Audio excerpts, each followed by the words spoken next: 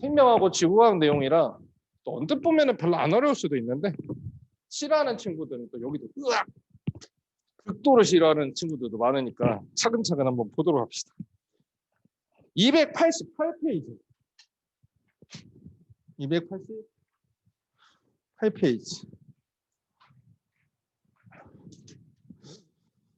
288페이지 내용이고 한번 누드로 읽어볼까? 288, 289. 우리 반은 그래도 컨셉이 금요일 반은 좀 잘하는 반이라 일일이 얘기하지 말고 한번 좀 읽어봅시다. 포인트는 내가 다시 한번 얘기해줄게. 한 3분 정도면 읽어보지 않을까?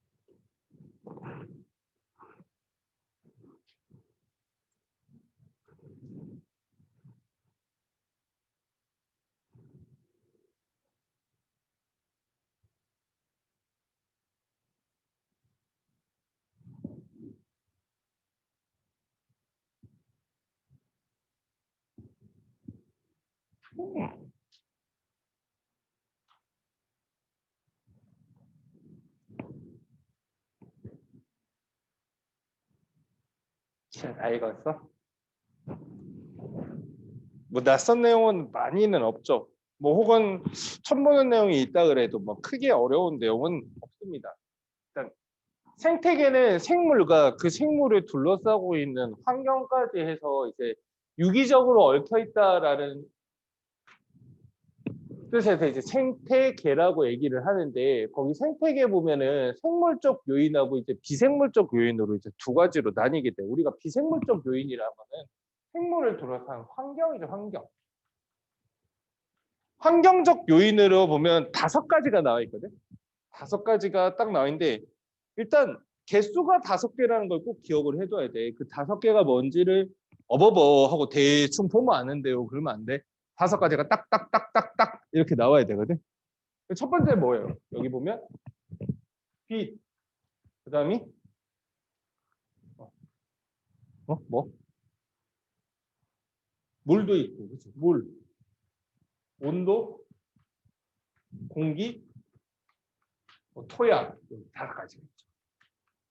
이 5가지 비생물적 요인이 생물적 요인하고 이제 서로 유기적으로 얽혀 있는데 여기 보면 289페이지에 보면 비생물적 요인이 생물적 요인에다 하는 거 여기 보면 동그라미 1번 되어 있는데 여기 뭐라고 되어 있어요?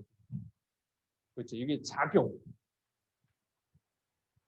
여기에 이쪽으로는 화살표에는 반작용이라고 되어 있지. 이게 별거 아닌 것 같은데 이런 거 갑자기 물어보면 잘 대답을 못하고 혼자 읽을 때 여기 놓치고 가기 쉽거든. 왜 이게 작용이고 이게 반작용이냐면 생물이 있고 환경이 있는 거야. 환경이 갖추어지고 거기서 생물이 태어나는 거야. 뭐가 맞지? 지구가 먼저 생기고 생물이 생긴 거야. 생물이 생기고 지구가 생긴 거야. 그렇지? 환경이 먼저 있어야겠죠. 그렇죠? 그래서 환경이 생물한테 영향을 주는 게 먼저인 거야. 그래서 이걸 작용. 환경이 생물한테 먼저 뭔가를 하는 거야. 그럼 생물들이 또 활동을 하다 보면 환경에 또 영향을 미치게 돼. 그래서 반작용이라 그런 거야. 이걸 반대로 하게 되면은 안 되는 거야. 작용하고 반작용. 이거 많이 헷갈리는 거니까 꼭 알아두도록 하고요. 생물들끼리는 거기 동그라미 3돼 있네. 이거는 상호작용. 서로 간에 복잡하게 얽혀 있다는 거야. 이거는 뭐 선우가 없다라는 뜻이거든. 예를 들면 토끼가 풀을 많이 뜯어 먹어서 풀이 줄어들면 토끼 입장에서는 먹이가 없어지는 거니까 어떻게 돼요? 먹이가 없어지는 거니까 토끼가 줄어들게 되는 거야. 반대로 뭐 토끼가 줄어들게 되면은 다시 또 어떻게 돼? 자기 뜯어먹을 토끼들이 별로 없으니까 풀들이 다시 슬금슬금 다시 늘어나게 되는 거거든. 이런 식으로 서로 왔다 갔다 한다고 해서 상호작용이라고 얘기를 하는 거죠. 상호작용. 거기 이제 작용에 대한 대표적인 거, 반작용에 대한 대표적인 거, 상호작용의 대표적인 게 289페이지에 보면 간단하게 한두 개씩 나와 있는데 그걸 뭐 다 외울 필요는 없고 내가 읽어보니까 흠칫 이게 작용인 줄 몰랐네. 이런 것만 아니면 환경이 생물한테 영향을 준 건지 생물이 환경에 영향을 준 건지 생물끼리 주고받은 건지 그걸 구분만 할 수 있으면 돼요. 자, 생물에서는 자기 이제 위치에 따라서 생산자, 소비자, 분해자 이제 세 가지로 나뉘게 되는데 생산자는 우리가 알다시피 식물이죠, 식물. 뭘 생산하길래 생산자로 붙인 거지? 그치?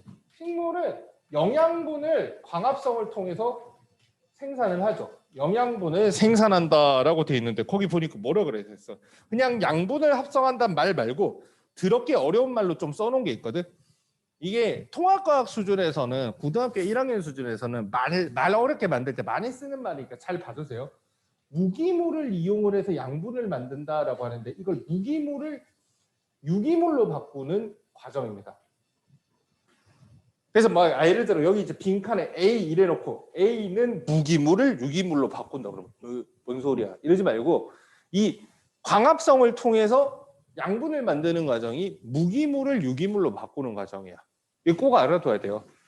무기물, 유기물이 뭔지 몰라도 이 문장은 되게 나옵니다. 무기물이 뭐냐, 유기물이 뭐냐 너네한테 잘 물어보지는 않아. 근데 알려는 줄게. 여기서 무기라는 거는 기가 없다는 거고 생명이 없다는 뜻이고 유기는 생명이 있다는 거예요. 그래서 유기물은 과학에서 생명들의 활동으로 인해서 생성되는 물질은 유기물로 분류를 하고요. 지구에서 생명체가 전혀 없었다고 하더라도 있을 수 있는 물질은 무기물이야. 아니면 생명체가 발견되지 않은 다른 행성에도 존재할 수 있는 물질은 무기물이 되는 거야. 근데 이렇게 말하면 조금 어렵지. 그냥 쉽게 말해서 물, 이산화탄소, 산소, 그리고 뭐 돌멩이 이런 거 있잖아. 생명체를 뿅 빼놓고 제외한 물질들은 무기물이고요. 생명체 안에 주로 있는 물질들. 탄수화물, 단백질, 니네 알고 지방 이런 거 있잖아. 그런 것들은 유기물인 거야. 여기서 조심해야 될 거는 이산화탄소, 물, 산소 이런 건 다 무기물이거든. 그래서 우리 몸은 물이 많이 있지만 물은 유기물로 안 들어가요. 몸 밖에도 되게 많으니까. 생명체 안에서만 유독 발견되는 게 유기물인 거야. 그 정도 구분만 할 수 있으면 돼요. 그리고 분해자는 뭘 하는 거냐면 분해자는 이제 식물이나 동물이 죽었을 때 그거를 자연으로 되돌려서 분해하는 역할을 하는데 얘는 거꾸로 생산자하고 반대로 유기물을 무기물로 바꾸는 역할을 하죠. 분해자는 주로 이제 미생물도 들어가죠. 근데 거기에 옵션으로 버섯이 꼭 들어간다는 거. 꼭 기억을 해야 돼. 버섯이 들어간 거. 버섯은 절대 생산자가 아니고 식물로 들어가는 게 아니고 분해자로 들어갑니다. 분해자. 버섯. 중학교 때도 잘 나오는데 고등학교 때도 많이 틀려. 버섯이 왜 분해자냐고 하면은 할 말은 없어. 분해자야. 식물처럼 광합성을 하지 않고 버섯은 주로 그 죽은 나무 뿌리나 줄기에 잘 자랍니다. 그래서 버섯 농사 짓는 거를 TV에서 본 적이 있는 사람이라면 버섯은 통나무 같은 거에다가 그 죽은 잘라온 통나무에다 이렇게 파가지고 버섯 균주라고 해가지고 버섯을 이렇게 심거든. 그럼 거기서 이제 버섯이 자라나게 돼. 버섯은 미생물에 더 가까운, 우리는 뭐 채소 이런데 실제로는 풀도 아니고 미생물 덩어리에 더 가까워요. 소비자는 우리가 흔히 말하는 동물들이죠. 거기 보에 나와 있는 동물성 플랑크톤도 소비자에 들어가고요. 플랑크톤, 식물성 플랑크톤은 여기에 들어갑니다. 그거 빼놓고는 많이 어려운 건 없어요. 그리고 그 위에 288페이지에 보면은 개체, 이거는 생명체들을 집단의 크기로 나눈 거지. 개체, 개체군, 군집 이런 식으로 이제 크기를 나누는 건데, 어떤 생태계가 있어. 생태계는 어떻게 정하는 거냐면요. 정하는 거는 우리가 맘대로 정한 거야. 예를 들어 우리가 요 교실 바운더리 안에만 딱 생명체를 보고 있으면 교실 생태계가 되는 거고, 1동탄 전체 생명체를 조사하겠다 그러면 1동탄 생태계가 되는 거고, 아마존 열대우림을 조사하겠다 그러면 열대우림 생태계를 보는 거고요. 사바나, 아프리카 사바나 초원지대의 생명체들을 조사하겠다 그러면 거기는 이제 초원 생태계를 보는 거죠. 아니면 서해안의 갯벌 생태계가 될 수도 있고, 정하기 나름인데 거기 보면 자연적으로 구성되는 생태계랑 인위적인, 인공적으로 생기는 생태계도 있다라는 거. 환경과 그 환경 안에 살고 있는 생명체를 포함을 해서 생태계다라고 얘기를 하는 거야. 그러면 여기에 이제 환경이 더해져야, 비생물적인 요인인 환경이 더해져야 생태계가 되는데, 그 환경에 살고 있는 생명체들만 딱 보면 보는 범위에 따라서 개체, 예체군, 군집으로 나뉘게 되는 거야. 일단 개체는 말 그대로 하나하나, 사람으로 따지면 머릿수가 되는 거고, 동물도 마리수가 되는 거고, 식물은 한 그루 한 그루가 되는 거죠. 풀 한 포기, 나무 한 그루. 그리고 미생물 하나하나도 다 개체가 되는 겁니다. 그러면 개체군은 뭐냐면 어떤 동네에서, 어떤 생태계에서 그 개체들의 모든 집단을 개체군이라고 하는 거야. 여기 예를 들어 요까지 우리가 교실 생태계를 본다 그러면 사람 개체는 하나 있는데 인간 개체군은 이렇게 4명 묶어서 인간 개체군이 되는 거죠. 경우에 따라서는 있잖아. 예를 들어 이 동탄 1신도시에 독수리가 한 마리 산다고 쳐. 실제로 살지도 모르고 한 마리가 살고 있어. 그럼 동탄 1신도시 전체에 독수리가 한 마리 살아. 그럼 독수리 한 마리가 하나의 개체면서 동탄 1신도시 독수리 개체군은 그 한 마리가 끝인 거야. 그러니까 한 마리만 있으면 혼자 개체군인 거고, 여러 마리 있으면 여러 마리 묶어서 개체군이 되는 거야. 근데 군집은 여러 개체군을 합쳐서 군집이라 그래. 군집 안에는 개체군이 많이 있는 거야. 개체군이 많이 있지. 여러 개체군을 합쳐서 군집이라고 하죠. 그래서 군집하고 개체군의 그림을 보면 차이점이, 결정적인 차이점은 뭐냐면 개체군 그림에는 한 종류의 생명체만 모여 있는 거고, 군집에는 여러 종류의 생명체들이 짬뽕으로 모여 있는 거고, 그 차이인 거죠. 군집하고 개체군, 그림 보면서 보니까 차이점을 알겠어요. 그런데 순간 갑자기 문제 풀다가 용어가 생각이 안 나서 틀리는 친구들도 간혹 있으니까, 개체들의 모임인 개체군과 그리고 종들의 모임인 군집, 이건 알고 있어야 돼. 자, 여기서 커먼 센스 하나만 얘기합시다. 같은 종의 기준이 뭐예요? 아까 말했지만 개체군은 같은 종들의 모임이 개체군이라고 그랬어. 자, 같은 종이 되려면 기준이 뭘까? 조금 질문이 너무 어렵나? 예를 들어 두 동물이 있는데 얘네 둘을 같은 종으로 묶을 수 있는지 기준은 뭘까요? 너무 전문적이에요. 맞는 말이야. 잘했어. 수면이 대단해. 너무 전문적이야. 근데 훨씬 더 단순하게 보통 정의를 해. 훨씬 더 단순하게. 보통 이제 생긴 걸 비슷한 걸로 많이 두는데, 엄밀하게 따지면 뭐 생긴 게 전혀 달라 보일 수도 있거든. 이거는 생명과학 공부하는 내내 대충 알고 있어야 좋은 거라서 또 맞춰봐. 자, 힌트를 주자면 뭘 할 수 있냐 없냐로 따는 거야. 얘네 둘이가 같은 종으로 묶이려면 둘이서 뭘 할 수 있어야 돼. 맞아요. 생식. 어려운 단어 많이 하네. 생식이 뭔지 알아? 진혁아? 뭔데? 맞아. 암컷하고 수컷이 만나가지고 자기들의 유전자를 섞어가지고 자손을 만드는 거죠. 인간 같은 경우에는 정자와 낭자가 만나갖고 수정란이 생겨가지고 아이가 발생을 하는 걸 이제 생식이라고 얘기를 합니다. 생식이 가능하냐 안 가능하냐. 근데 이게 내가 왜 커먼 센스라고 하냐면 니네 기준하고 다를 때가 가끔 있거든. 예를 들면 푸드라고 세퍼트는 같은 종이다 아니다? 그치? 이게 정답이었어요. 의외로 또 아니라고 하는 애들이 많은데 걔네들은 생김새가 너무 다를 뿐 걔는 걔야. 선생님, 종이 다르잖아요. 왜 달라? 푸드라고 세퍼트니까 종이 다르죠. 그거는 종이 다른 게 아니고 품종이 다른 거야. 품종이. 사람으로 따지자면 흑인하고 백인 정도의 느낌인 거야. 흑인하고 백인이 결혼을 하면 아이를 못 낳아?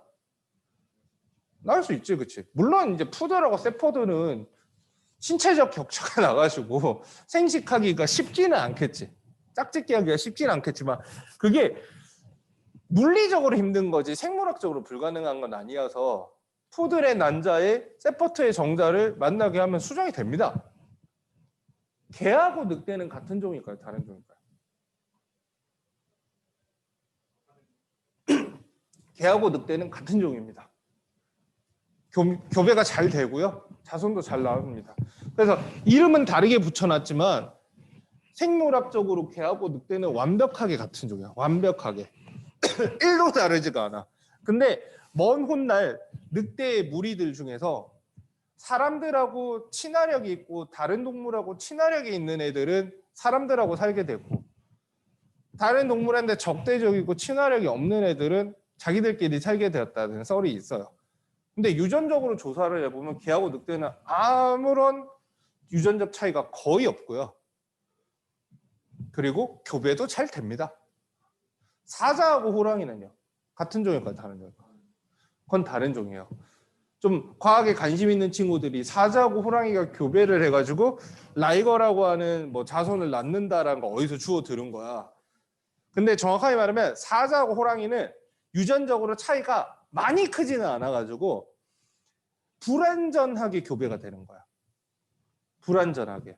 그래서 잘 교배가 되지 않지만 어쩔 때 뽀록으로 사자의 정자하고 호랑이의 난자가 만나가지고 그 이세가 나오기는 하는데 걔네들은 불완전해가지고 생식을 못해. 라이거가 생식 능력이 없어. 그래서 하나의 종으로 인정을 못 받는 거야. 사자하고 호랑이가 만나서 만든 자손은 걔네들이 교배를 못해. 그러니까 한 종으로 인정을 못 받는 거지. 사자하고 호랑이도 그래서 약간 유전학적으로 보면 진화론적으로 보면 지금 분리된 지가 오래되지가 않아가지고 유전적 차이가 크지 않은 거죠. 요 정도 상식만 알고 있으면 돼요. 커먼 센스라는 거. 그런 거 이제 가끔 물어보시는 선생님도 있으니까 보고요. 나머지는 크게 어려운 건 없어요. 그리고 비생물적 요인 5개라는 거 정확하게 알고 있으면서 그 5개를 탁탁탁탁탁 할 수 있게 해야 돼. 그냥 어버버버버 하고 보면 아는데 그러지 말고 5개 쓸 수 있어야 돼. 빛, 온도, 물, 공기, 토양 이렇게 되는 거야. 한 장 넘겨서 290페이지로 넘어가면은 이 비생물적 요인 5개가 생물에 어떻게 영향을 주는지 나와 있어. 290페이지. 고등학교 수준에서 과학책을 보다 보면 가끔 가다가 이런 291페이지처럼 폭탄 페이지를 한 번씩 만나게 되거든. 으악! 무성의하게 말하자면 다 외워야 돼. 이런 느낌. 한 번씩 뭐 진짜 막 폭발적으로 막 양이 나오는데 차근차근 보면서 이해도 하면서 외워야 돼요. 의외로 외울 게 되게 많은 부분일수록 내용을 정확하게 알아야지 외우는 게 의미가 있기 때문에 무작정 다 외워야지 하고 읽는다고 해서 다 읽어지지도 않고 글자 한 글자 한 글자 다 외워지지 않으니까 몇 개씩 포인트 보면서 그 포인트를 중심으로 외워 나갑시다. 일단 첫 번째, 빛이 생물에 주는 영향이 있는데 빛 있고 온도도 있고 물도 있고 다음 페이지에 보면 공기도 있고 토양도 있습니다. 토양도 있고 공기도 있는데 빛이 압도적으로 양이 많아요. 290페이지 전체를 차지하고 있거든. 그러니까 빛을 일단 잘해야 돼. 빛은 일단 빛의 세기가 생물에 영향을 주기는 부분이 있고 그리고 빛의 파장이 생물에 영향을 주기도 하고 빛의 거기 1조 시간 이렇게 세 가지가 영향을 줍니다. 세기는 비교적 쉬워요. 동물보다는 식물 얘기가 많이 있고 강한 빛에 적응을 한 식물들이 있고 약한 빛에 적응한 식물들이 있는데 걔네들이 입의 생김새라든지 이런 게 좀 다르다라고 얘기를 해. 여기는 안 나와 있는 단어지만 생명과학 1에 보면 나오는 단어인데 가끔 선생님들이 땡겨 쓰기도 하거든. 강한 빛에 잘 적응한 식물은 양수 혹은 양엽수라 그래. 양수. 양지 바른 곳 할 때 양. 그러면 좀 빛이 강하지 않은 곳에서 잘 적응한 식물들은 뭘까? 그치, 음수라고 얘기를 해. 그래서 거기 보면 강한 빛에 잘 자라는 식물로는 소철이나 소나무 같은 게 있는데 이런 것들은 양수에 해당해요. 강한 빛에 잘 자라요. 그리고 약한 빛에 잘 적응한 애들은 거기 보니까 산세베리아랑 뭐 나오냐? 서나무 본 적도 없어. 어떻게 생겼는지 잘 모르겠다. 산세베리아는 저기 테이블 위에 있어. 보통 실내에서 많이 키워. 음수들이 실내에 키우기가 좋아요. 실내라고 해서 빛이 없는 건 아니잖아. 대신 빛이 약하잖아. 그래서 인터넷에 치우면 화분 키우는 거 좋아하는 사람들은 실내에서 키우기 좋은 식물 이런 거 찾아보면 전부 다 음수 계열. 너무 직사광선이 없는 데서 잘 자라는 식물들을 추천을 해줘요. 반대로 가정집에서는 강한 햇빛이 필요한 식물들을 키우려면 되게 키우기가 힘들어. 자꾸 비실비실거리고 그래. 베란다에서 햇빛 굉장히 잘 들어오는 집에서 베란다 창가에 두고 계속 키워야 겨우 살까 말까 할 정도로. 강한 빛이 필요한 식물들은 빛이 강한데 적응을 잘한 대신에 빛이 좀만 약하면 비실거려요. 반대로 약한 빛에 잘 적응한 애들은 빛이 좀 약해도 잘 살지만 너무 빛이 강해지면 말라 죽습니다. 장단이 있죠. 실제로는 이 식물들이 자연에서 자라다 보면은 숲을 이루게 된단 말이야. 그럼 숲을 이루게 되면 위에 이제 키 큰 애들은 위에 있고 키 작은 애들은 밑에 있을 거 아니야. 그러면 키 작고 그늘진 데서 자라는 애들은 다 음수고 키 크고 위에 불쑥 솟아갖고 햇빛 정통으로 머리로 받고 있는 애들은 양수인 경우가 많아요. 근데 이거는 별로 어렵진 없어요. 포인트는 하나 정도? 거기 보면 강한 빛에 잘 적응한 식물들은 거기 보면 울타리 조직이라고 하는 거 보이지? 이게 울타리 조직이 양수는 두껍고 텁고 얘는 얇죠? 그게 이제 가장 큰 포인트인 거야. 두 개가 있으면 그냥 잎이 두껍고 얇다 이런 말도 쓰지만 울타리 조직이 발달을 하였다. 울타리 조직이 발달하지 않았다. 이런 표현을 쓴다고. 상대적으로 강한 빛에 잘 자라는 식물들은 울타리 조직이 발달하였다. 이 정도. 낯선 단어들 좀 봐주시면 될 것 같고요. 파장이 그나마 조금 어려워하는 내용이야. 내용도 조금 많고 어려워하는 내용인데 일단 빛의 파장 얘기를 하기 전에 니네 빛이 프리즘을 통과해서 분리되면 빨주노초 파남보 여러 색깔의 빛으로 보인다 정도는 알지. 그리고 중학교 때도 빛의 파장에 관련된 얘기가 아주 조금 나오기는 나와. 워낙 내용이 훅 지나가지고 기억은 할지 모르겠지만 혹시 빛을 프리즘 통과해서 분해해서 빨주노초 파남보로 보게 되면 빛이라는 건 우리 눈에 안 보여서 그렇지 웨이브거든요. 파동이거든, 파동. 이렇게 이제 진행되는 파동이거든. 그러면 어떤 파동은 이렇게 웨이브가 듬성듬성 있는 거고 어떤 파동은 웨이브가 이렇게 좁게 있는 거야. 예, 위에 거를 A라고 하고 아래 걸 B라고 했을 때 이게 파장에 해당해요. 이게 파장. 이게 파장에 해당하는 거야. 그러니까 이제 물어보게 되면 어떤 게 파장이 짧은 파동이냐라고 물어보면 B가 파장이 짧은 거고 A가 파장이 긴 거야. 근데 문제는 빨주노초 파남보 중에서 어디가 파장이 길고 어디가 파장이 짧은지를 알고 있어야 돼요. 이거는 과학 배우는 내내 많이 쓰입니다. 생물이든 지구과학이든 화학이든 물리든 다 쓰입니다. 빨간색 쪽이 파장이 알고 있었어? 언제 배웠어? 적색 편의할 때? 잘했어. 이거는 두고두고 계속 쓰는 거니까 파장이 이쪽이 길어요. 이쪽은 파장이 짧은 거야. 그럼 둘 중에 하나가 빨강이고 둘 중에 하나가 보라라 그러면 이쪽이 붉은빛 계열이고 이쪽이 보라색 계열 빛인 거야. 잘했어. 우리가 빨주노초 파남보 같은 경우는 이거 자꾸 외우기 힘들다는 사람이 있어가지고 조금만 더 기초 지식 더할 겸해서 좀 더 더하면 빨주노초 파남보는 눈에 보인다 그래서 그치. 눈에 보이는 빛이라고 해서 가시광선이고 빨간색보다 더 파장이 길어지면 우리 눈에는 보이지 않는 빛이 됩니다. 빛이 없는 게 아니고 보이지 않는 빛이 돼. 근데 빨간색 너머에 눈에 보이지 않는 빛이라고 해서 빨간색 너머의 빛.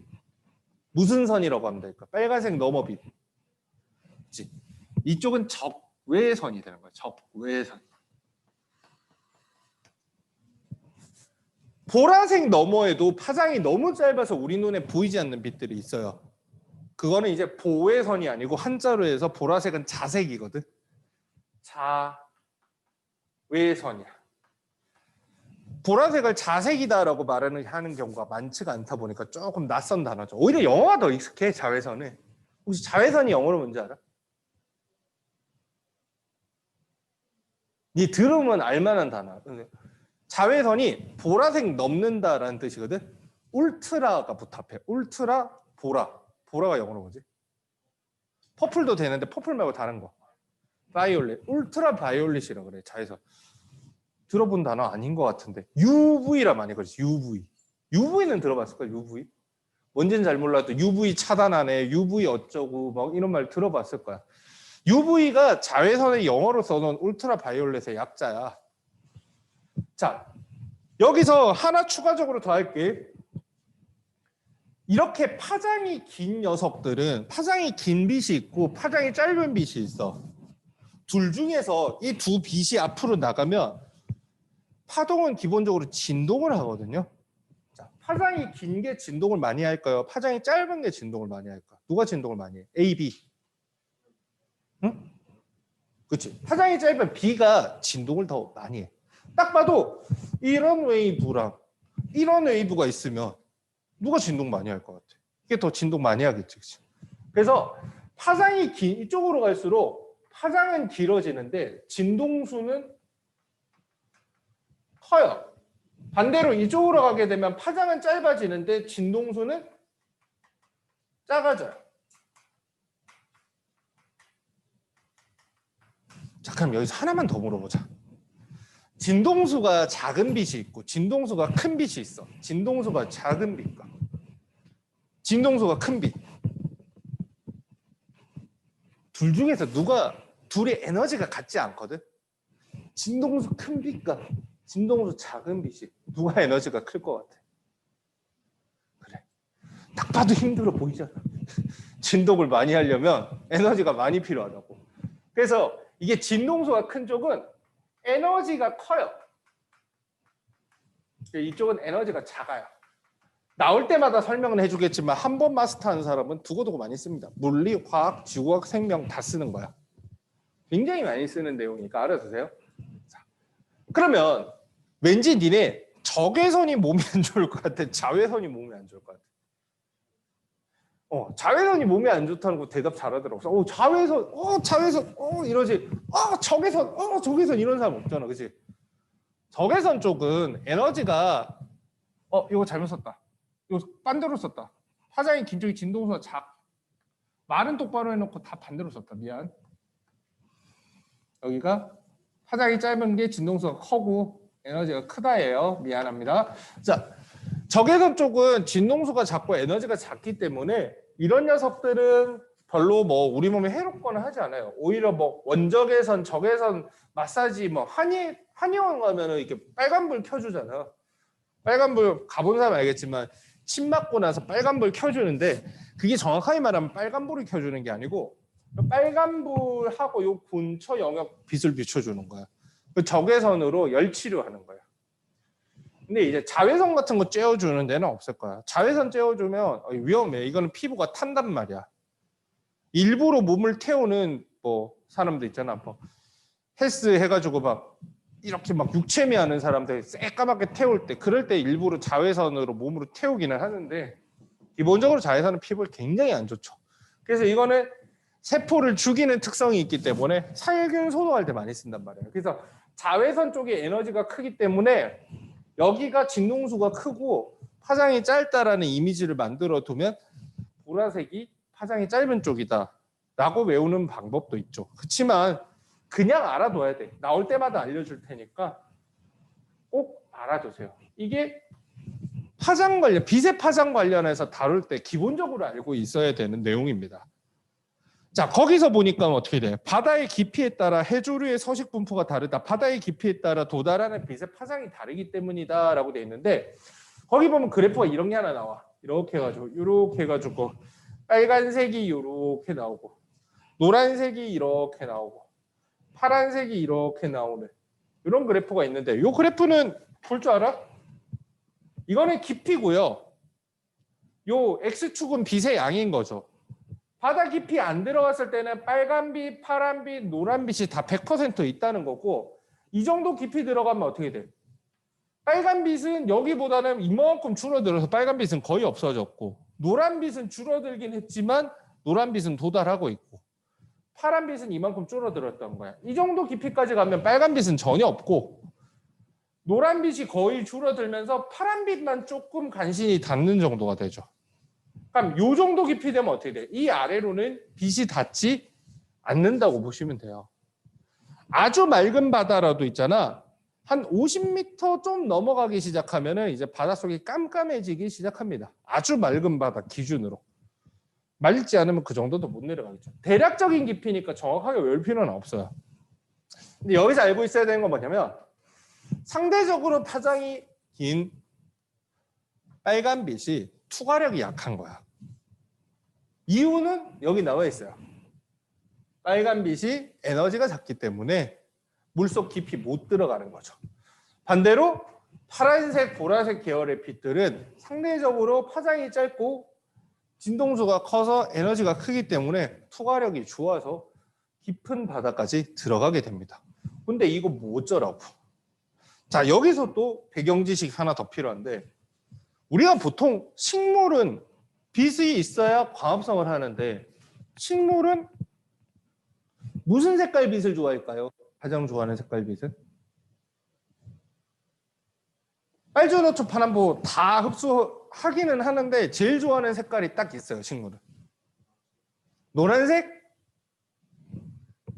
아니에요. 초록색이라고 생각하기 쉬운데 초록색의 반대 색깔입니다. 요거랑 관련이 있어요. 빨간색이야, 빨간색. 식물은 광합성을 할 때 붉은 빛을 좋아해요. 붉은 빛을. 식물은 붉은 빛을 좋아해요. 근데 니네가 이게 좀 보면서 왜 붉은 빛을 좋아하지? 식물 녹색인데. 니네 중학교 때 그런 거 배우는데 기억나나? 녹색빛을 띠는 물체는 녹색을 좋아해서가 아니고 자기가 받은 빛 중에서 녹색빛을 반사를 했기 때문에 녹색으로 띠는 거라고. 어떤 물체의 색깔이라는 건 백색광은 모든 색깔이 다 섞여 있는데 그 물체에 딱 돼가지고 튕겨 나가면 우리는 튕겨져 나온 반사된 빛을 보기 때문에 녹색을 반사해서 녹색으로 띠는 거야. 근데 그걸 반대로 해석하는 게 뭐냐면 빛은 여러 가지 색깔 중에서 보색 관계가 있거든요. 보색 관계. 녹색이 보색이 붉은색이에요. 그래서 어떤 물체가 붉은 빛을 많이 흡수를 하면 그 반대인 녹색으로 보여요. 붉은 빛을 많이 흡수니까 녹색은 반사가 돼버리는 거야. 붉은 빛의 반대는 녹색이고요. 푸른 빛의 반대는 주황색입니다. 미술 시간. 보라색의 반대는 노란색이야. 근데 좀 외우기가 힘들어서 나는 그냥 이렇게 외우거든. 빛의 보색 관계. 외우는 방법은 두 가지 정도가 있는데 일단 그냥 쭉 무지개 색깔로 동그랗게 그리는데 빨, 주, 노, 초, 파, 남색만 빼고 이렇게 하면 건너편에 있는 게 보색입니다. 파란색의 건너편이 주황색이고요. 보색. 보라색의 건너편이 노란색. 이쪽으로 그려도 상관없어. 똑같아. 빨간색 건너편은 녹색.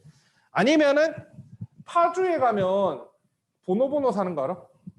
파주에 사는 보노보노 그냥 이렇게 외우면 돼. 파란색 반대가 주황색이고 보라색 반대가 노란색이고.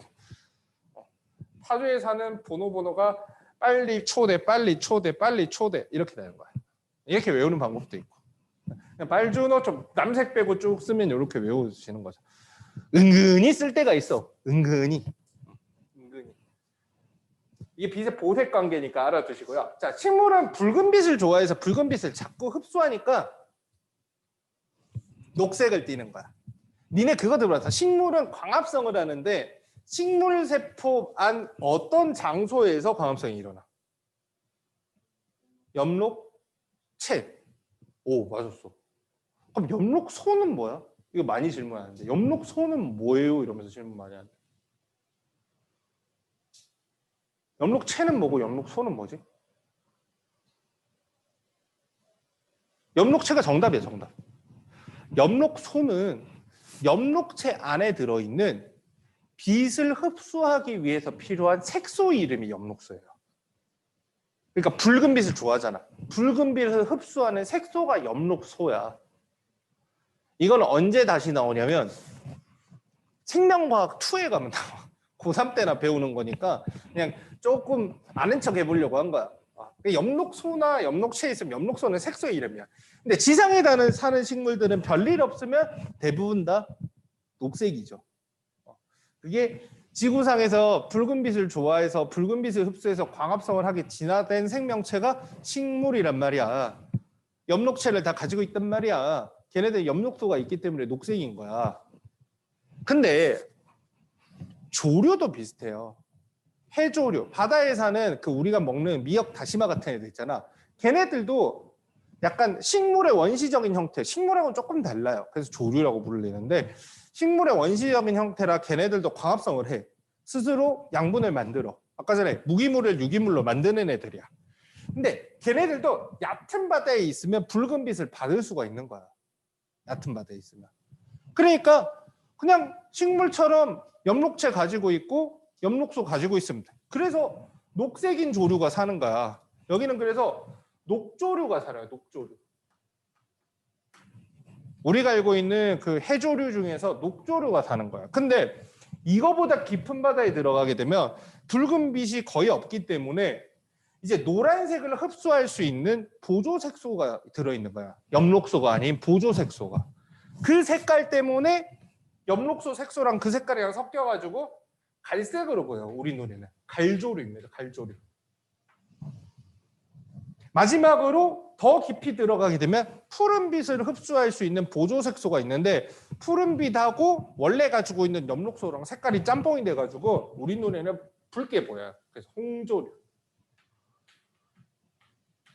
깊이에 따라서 녹, 갈, 홍입니다. 녹가롱, 녹가롱. 녹조류, 갈조류, 홍조류. 녹갈, 홍 이렇게 하는 거야. 문제는 이거 좀 신경 써야 될 게 있는 게 녹가롱, 녹가롱 했더니 애들이 녹갈, 홍은 잘 외우는데 녹조류, 갈조류, 홍조류에 해당하는 게 뭐 있는지 한두 개 정도는 알고 있어야 되거든. 근데 우리가 다 대부분 먹는 것들이어가지고 지들 생각나는 대로 막 쓰다가 틀려. 시야. 미역이 녹조류일까 갈조류일까 홍조류일까 미역이. 틀려도 돼. 찍어봐. 녹조류. 미역을 대부분 녹조류로 알고 있어요. 왜냐면 니네가 본 미역국에 갈색 미역이 있는 경우는 별로 없고 대부분 미역은 약간 녹색빛을 띠죠. 미역국 자체가 약간 좀 녹색 느낌이 나잖아, 그치? 그래서 녹조류라고 생각하기 쉬운데 미역은 갈조류야, 갈조류. 그러니까 자기 상식대로 가면 잘 틀린다고 신경 써서 뭐라는 거야. 그래서 미역하고 다시마는 녹조류라고 많이 생각하는데 갈조류입니다. 그 이유는 단순해요. 니네가 생걸 안 먹고 익은 걸 먹어서 그래요. 그게 익히는 과정에서 색소가 일부 파괴돼가지고 녹색처럼 보이는 거야. 생미역은 갈색입니다. 생미역은. 완전 생미역은 갈색입니다. 그래서 갈색 미역을 본 사람은 미역을 갈색이라고 해야 되는지 녹색이라고 해야 되는지 모르겠어요. 근데 익힌 미역은 녹색이고 생미역은 갈색이야. 갈조류가 맞아요. 그러니까 이거는 상식대로 안 가니까 좀 기억해둬야 되지. 홍조류, 소름, 김이 홍조류입니다. 김. 그래도 김은 붉은색 띄는 것 같아요라고 하는 경우가 많은데 김 검은색 아니에요? 많이 그러잖아. 그거는 이제 눌려갖고 말려놓으니까 그런 거지. 빛에 비춰보면 약간 붉으스름해요. 근데 그나마 니네가 먹는 김은 생 것도 아니고 익힌 걸 많이 먹으니까 그것도 불에 굽고 나면은 녹색으로 보여요. 그래서 상식대로 좀 잘 안 가니까 신경 써서 봐줘야 돼.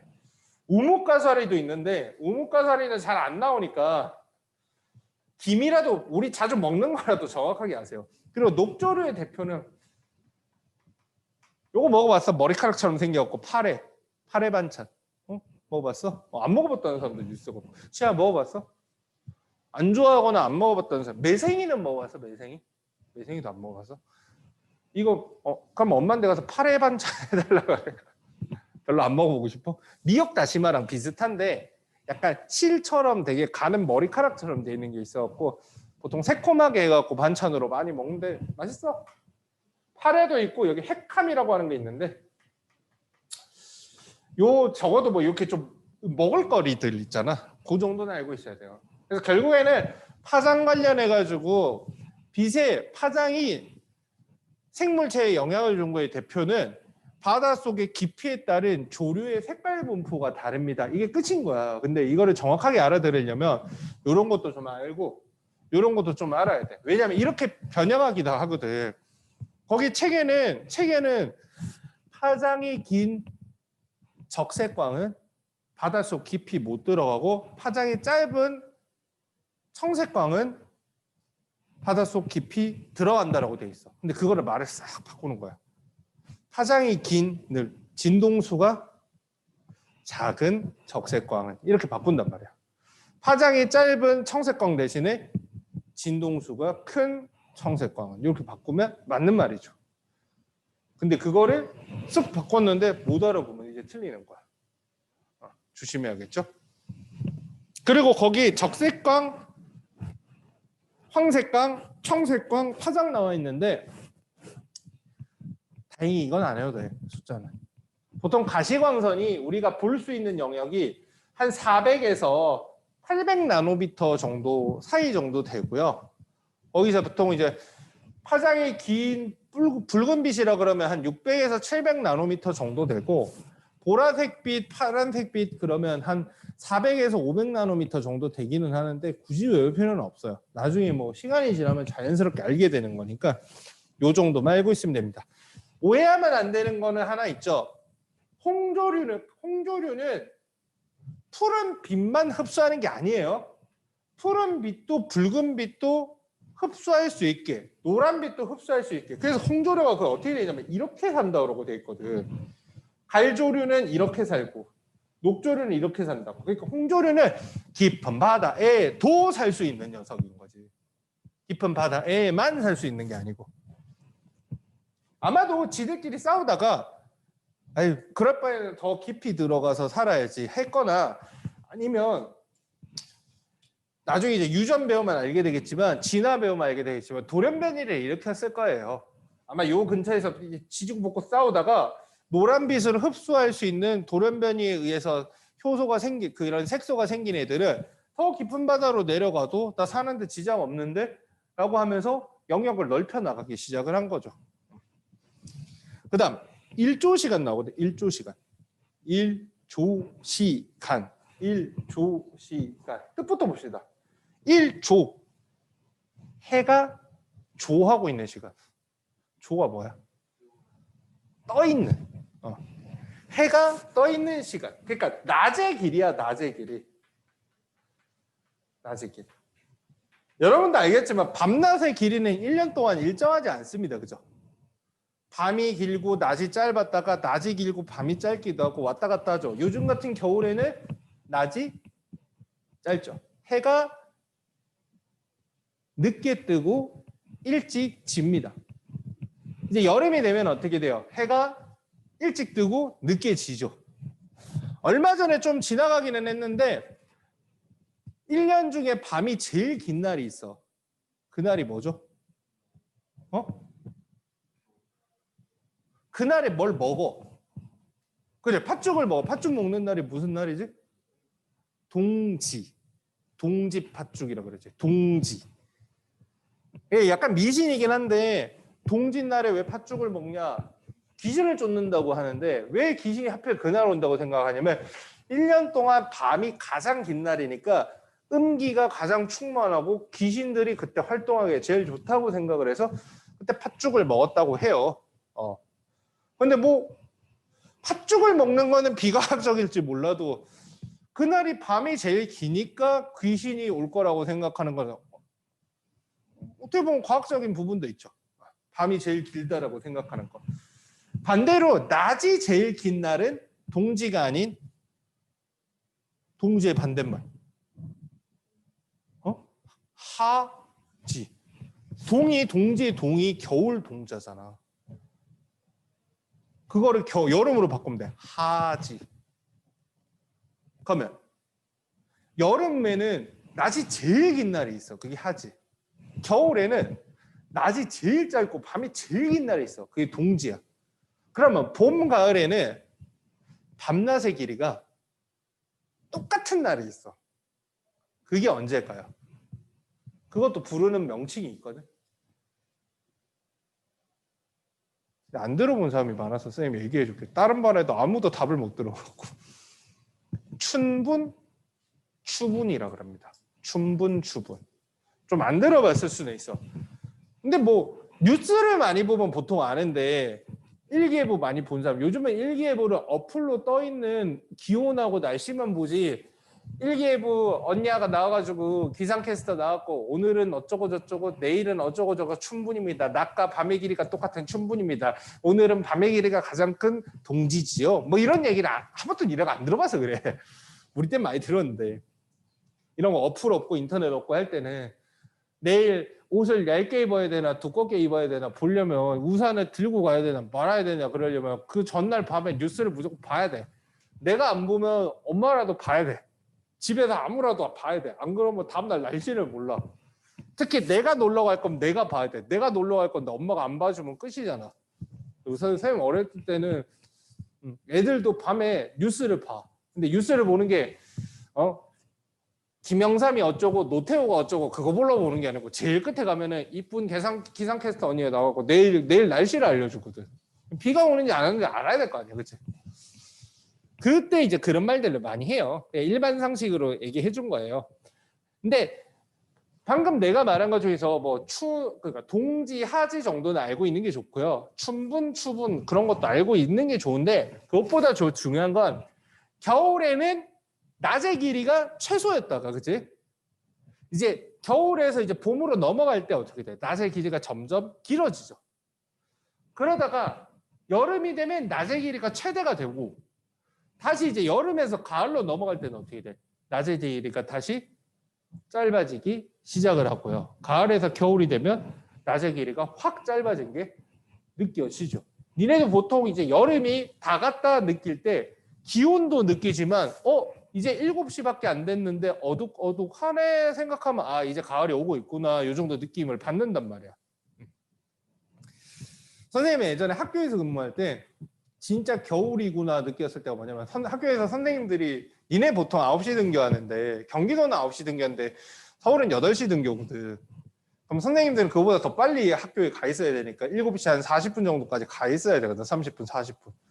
7시 30분, 40분까지 학교를 가려면 그때 1시간 전에 나와야 돼서 6시 30분, 40분에 나왔어야 됐거든. 그 시간에 내가 딱 나왔는데 깜깜해. 그러면 에이씨 겨울이구만. 에이 겨울이구만. 해도 안 떴는데 출근하고 에이씨 그랬던 기억이 나. 근데 그 1조 시간으로 계절을 감지하는 거야. 그 계절 변화를 감지를 해서 뭘 한대.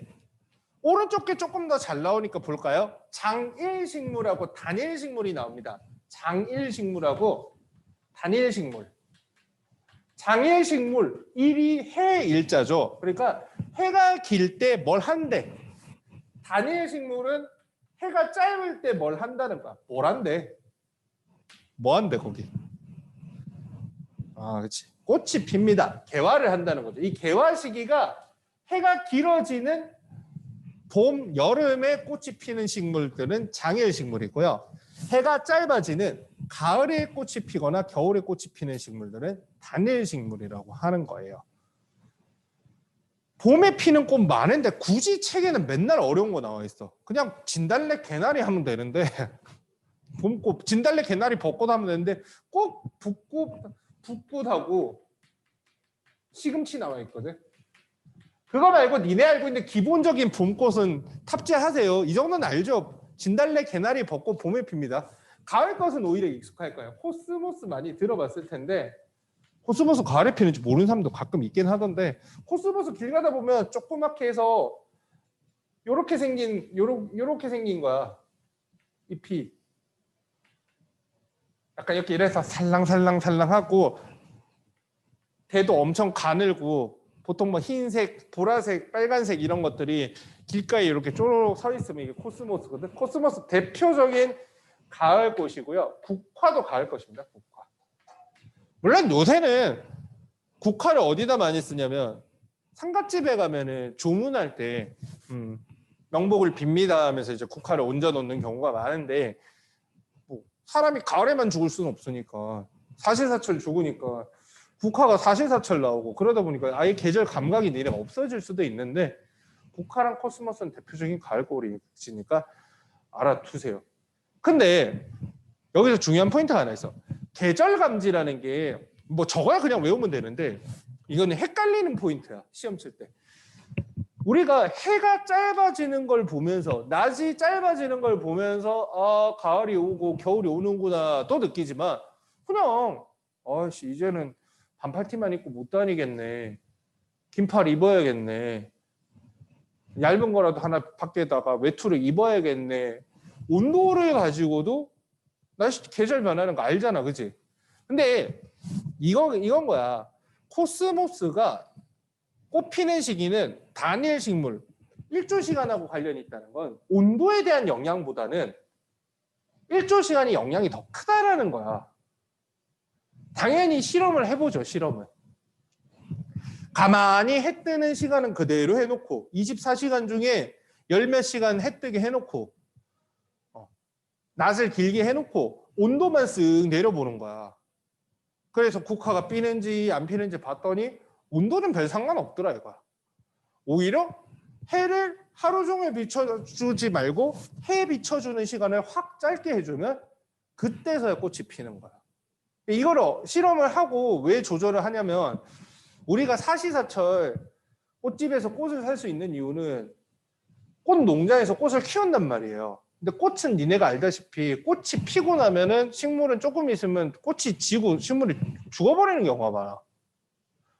왜냐면 꽃은 자기 자손을 퍼뜨리기 위해서 만든 거라서. 그래서 꽃은 출하 직전에 펴야 돼.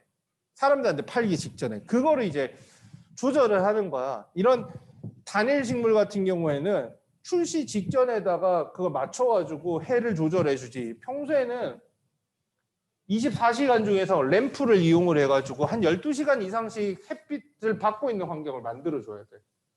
실수로 불을 꺼버리면 얘가 해가 짧아졌네 하면서 꽃이 펴버린단 말이야. 출하 시기 한 일주일 정도 전에 미리 맞춰갖고 그렇게 조절을 하죠.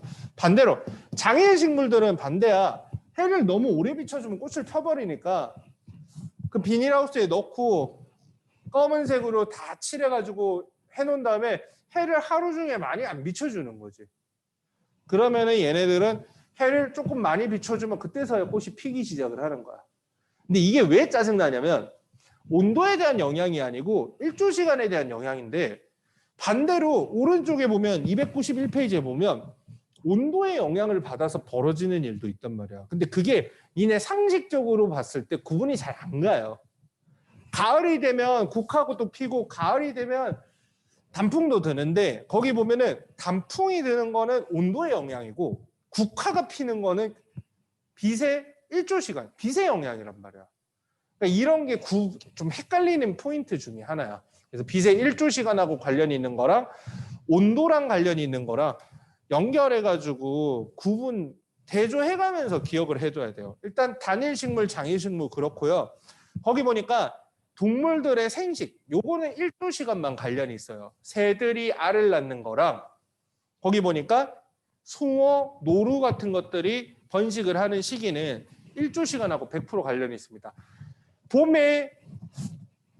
봄이 오면 새들이 주로 알을 낳게 되는데 그거는 이제 해의 길이를 이용하는 거야. 온도보다는.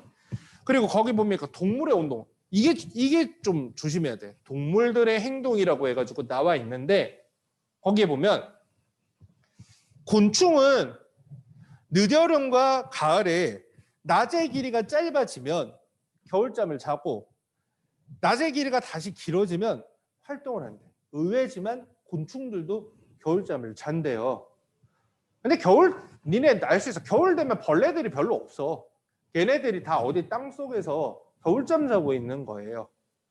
가을 넘어가면서부터 활동을 중단을 하기 시작을 하죠. 근데 곤충은 거기도 나와 있지만 일조 시간을 감지를 해서 겨울잠 잘 시기를 결정을 합니다. 근데 291페이지 봅시다. 거기 위쪽에서 몇 줄 내려가다 보면 개구리와 같은 양서류는 추운 겨울이 오면 추워지면 겨울잠을 잔대. 그러니까 곤충이 겨울잠 자는 거는 일조 시간하고 관련이 있고 개구리가 겨울잠을 자는 건 일조 시간보다는 거기 나와 있지만 온도랑 더 관련이 있는 거야. 이런 부분들이 공부 미리 안 해놓고 신경 안 써서 봐두면 헷갈리겠죠. 당연히 헷갈리는 포인트인 거야. 그거를 양쪽을 보면서 좀 겹치는 부분들을 더 조심해서 봐야 된다는 게 포인트야. 그냥 읽으면서 쭉 별 생각 없이 보면 보기는 봤는데 머릿속이 다 뒤죽박죽이 됩니다. 여기는. 자, 그러면 이제 온도로 넘어갈게요. 읽어보면 이해가 안 되는 건 없어요. 아까도 말했지만 일조 시간하고 겹치는 듯한 느낌이 있기 때문에 거기 좀 조심해서만 보면 돼요. 온도부터는 쉽습니다. 개구리 같은 양서류는 추운 겨울이 오면 물질 대사가 잘 일어나지 않아서 겨울잠을 자고요. 곰, 박쥐, 다람쥐와 같은 포유류도 겨울이 되면 에너지 소모를 줄이려고 겨울잠을 잡니다. 시험 문제 잘 나오는 건 아닌데 양서류와 파충류가 겨울잠을 자는 건 자려고 자는 게 아니고 잠이 드는 거야.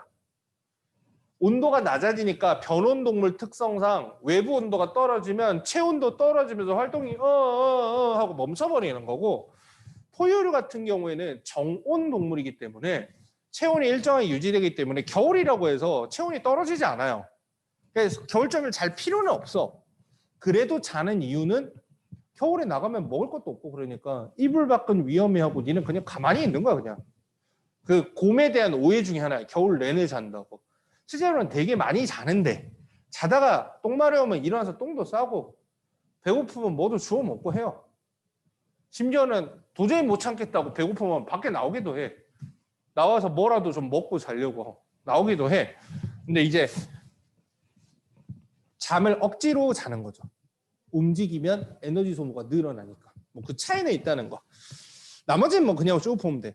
카멜레온은 온도가 높을 때는 열을 잘 방출할 수 있도록 빛을 잘 흡수하지 않게 색깔이 밝아지고, 온도가 낮아지면 빛을 잘 흡수할 수 있도록 온도가 어두워진대요. 색깔이.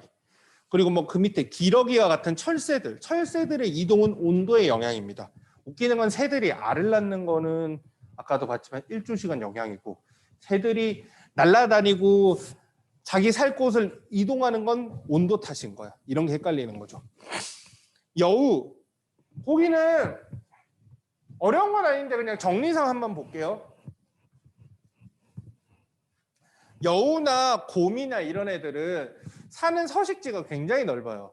북극과 같은 가장 추운 데서 살고 열대지방에서도 살아. 여우나 곰은. 그래서 거기도 나와 있지만 여우가 북극 여우도 있고 온대 여우도 있고 사막 여우도 있어. 사막 여우는 사막에 사니까 겁나 더운 데서 살죠. 곰도 마찬가지야. 북극에서도 살지만 곰이 말레이시아 이런 데도 살아. 동물 매니아들은 알 거야. 동물원에 가면 말레이 곰이라고 있어. 조그만 곰들. 보통 있잖아. 추운 데 사는 애들은 등치가 크고요. 이렇게 생겼어요. 이렇게. 추운 데 사는 애들은. 근데 더운 데 사는 애들은 등치가 작고 이렇게 생겼어요. 이런 느낌이야. 좀 과장되기는 했지만. 응? 어때? 기억하기 좋게. 추운 데 사는 애들이 귀여운 애들이 많아. 등치는 큰데 귀도 조그맣고 손발도 작아. 이런 느낌이야. 추운 데 사는 애들은 크기는 작은데 귀도 크고 꼬랑지도 커. 꼬랑지도 크고 손발도 크고 이렇게 되는 거야. 왜 추운 데 사는 애들이 귀가 작고 더운 데 사는지 귀가 큰지는 설명 안 해줘도 대부분 알 거야. 니네가 안 그래도 밖에 나가면 귀 시려운데 귀가 이만하다고 생각해봐. 그러니까 추운 데 사는 애들은 몸에서 열이 빠져나가면 안 되기 때문에 열이 빠져나갈 수 있는 부분을 최소화를 하는 거예요. 그거를 뭐라고 되냐면 말단부가 추운 데서 살면 작다라고 얘기를 해요. 더운 데서 사는 애들은 반대야. 열을 잘 빠져나가야 되기 때문에 귀나 손발이 큰 게 좋은 거야. 귀나 손발이 큰 게 좋은 거죠. 이건 잘 이해돼. 근데 이 등치에 관련된 거. 추운 데서 살면 등치 크면 왜 유리할까? 지방? 그것도 뭐 맞는 말이죠. 지방도 많이 있고. 근데 이게 요 말 써놓으면 니네 알지 모르겠다. 등치가 커지면 어떻게 되냐면 단위는 꼭 안 써도 돼. 부피당 표면적이 등치가 크면 작아져요. 부피당 표면적이 등치가 크면 작아져요. 알고 있어? 들어본 적 있어? 어? 저게 왜 좋은 거냐고? 자, 일단은 이게 무슨 말인지는 한번 보면 예를 들어 니네는 뭐 몰라 정력 매체로 해줄까? 구로 해줄까? 구로 할까? 반지름이 R인 구가 있어. 그리고 반지름이 2R인 구가 있다고. 자, 반지름이 R인 구의 표면적은 얼마예요? 4파이 R제곱. 그러면 반지름이 2R인 구의 표면적은 얼마야? R 대신에 2R 들어가면 되잖아. 그렇지? 16파이 R 제곱이야. 자, 반지름이 R인 9의 부피는 얼마죠? 3분의 4 파이 R 세제곱. 반지름이 2R인 9의 부피는 반지름이 R인 9에 비해서 부피가 몇 배로 커? 얘는 3분의 4 파이 R 세제곱 곱하기 얼마일까? 8이죠. 8. 그래. 시간 잘했다. 보면 알겠지만 반지름이 2배로 커지면 표면적은 4배인데 부피는 8배야. 그럼 부피당 표면적은 오히려 부피 커진 거에 비해서 표면적은 많이 안 늘어났기 때문에 부피당 표면적은 작아지는 거예요. 근데 진열이 물어봤어. 이게 뭐가 좋은 거냐고.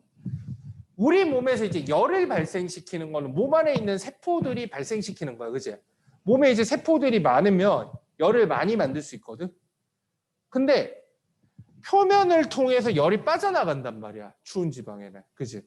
그러니까 세포는 많고 이게 덩치가 커지면 좋아지는 게 뭐냐면 몸 안에 세포는 되게 많아지지만 바깥에 닿는 면적은 그렇게 넓어지지 않는 편인 거야. 그래서 오히려 부피당 표면적이 작은 게 추운 지방에선 생존에 훨씬 유리합니다. 반대로 크기가 줄어들면은요, 부피당 표면적이 증가를 해버리기 때문에 열을 발산하기 좋아요. 그래서 더운 지방에 사는 애들은 체격이 작은 경우가 많아. 어떻게 생각하면 그 사막에서는 먹이가 적으니까 체구가 작은 거 아니에요? 이렇게 물어보는 친구도 있는데 북극에도 먹이 적은 건 똑같거든. 자, 요거 하나만 적고 잠깐 쉴 거야. 요 법칙은 앨런 베르그만의 법칙이라고 그래요. 궁금하면 찾아봐도 되는데 뭐가 뭔지를 모르겠다. 보통 내 기억에는 귀랑 발에 대한 게 앨런 법칙이고 등치에 대한 게 베르그만의 법칙으로 알고 있는데 내가 뭐가 뭔지 헷갈려가지고 근데 따로 잘 안 물어봐가지고 앨런 베르그만의 법칙이라고 알고 있으면 됩니다. 자, 거기 온도와 생물 읽어보면 어려운 내용은 많이 없대서 앨런 베르그만의 법칙 그 동물들 생김새 특히 포유류 생김새에 넓은 지역에 분포해서 사는 애들은 이게 다 적용됩니다. 곰도 적용되고 여우도 적용되고 호랑이도 적용돼요. 호랑이도 우리가 알고 있는 그 백두산 호랑이, 시베리아 호랑이는 등치가 크고 귀가 조그만데 그 벵갈 호랑이나 이런 애들 그 동남아에 사는 애들은 체구도 작고 귀도 훨씬 크죠. 자, 그 밑에도 뭐 기온이 매우 낮은 이건 뭐 상식적인 부분이니까 쭉 읽어보면 됩니다. 근데 뭐 특이한 단어들은 한 번씩 봐주세요. 낙엽수는 기온이 낮아지면 단풍잎이 들고 단풍이 드는 거는 온도 영향이 크다 그랬어요. 그리고 상록수의 잎은 이거 어떤 학교에서 이걸 주관식으로 낸 학교가 있어. 큐티클 뭐 이런 거 있잖아. 이런 특이한 단어들을 한번 봐주세요. 큐티클이 뭐 다른 게 아니고 우리가 흔히 말하는 인간으로 따지자면 각질이거든. 각질. 큐티클 제거한다 그러는데 그게 각질 제거거든요. 각질을 이루는 단백질 큐티클인데 상록수의 잎은 뭐에 의해서 보호되고 있다 그러면 큐티클에 의해 보호된다 뭐 이런 것들. 그다음 밑에 물과 생명 있는데 생명체들은 물론 우리는 기술의 발전으로 비교적 식수를 구하기가 쉬운 편이지만 원래 자연의 생물들 특히 동물들은 물을 구하기가 굉장히 어렵습니다. 비가 오지 않는다면 물을 구하기가 힘들고요. 완전 물가에 사는 애들 아니면 물을 구하기가 쉽지가 않아요. 비가 내리지 않는다면. 그러니까 기본적으로 동물들은 물을 잘 몸에 지니고 있을 수 있도록 그렇게 진화를 해왔습니다. 그래서 거기 보니까 수분 증발을 방지한다라는 얘기도 있고 수분 손실을 최소화한다라는 얘기도 있죠. 증발은 너네들이 잘 못 느껴서 그렇지 우리가 소변으로 빠져나가는 물만큼 숨 쉬거나 피부에서 증발되는 수분도 어마어마합니다. 양이 굉장히 많거든요. 그래서 피부에서 수분이 증발되는 거를 손실을 하려면 그 방지를 하려면 여러 가지 이제 막혀 있어야 되는데 거기 특히 곤충이나 파충류 같은 것들은 어떻게 되는지 보세요. 그 곤충 몸 표면이 키틴질이라고 하는 특이한 단어가 등장하죠. 그 키틴하고 큐티클 이런 건 다 단백질 이름입니다. 단백질도 종류가 되게 많거든. 그럼 키틴에 의해서 둘러싸여 있다라는 거 한번 봐두시고요. 그거 잘 나옵니다. 사막에 사는 낙타는 물을 먹을 때가 마땅치 않다 보니까 소변을 봐야 될 때는 최소한의 양만으로 수분이 빠져나가는 걸 방지한다라고 얘기를 하죠. 그럼 소변 안 보면 되지. 안 볼 수는 없어요. 왜일까? 맞아요. 무슨 노폐물 중학교 때 배우는데 소변으로 꼭 빠져나가야 되는 노폐물은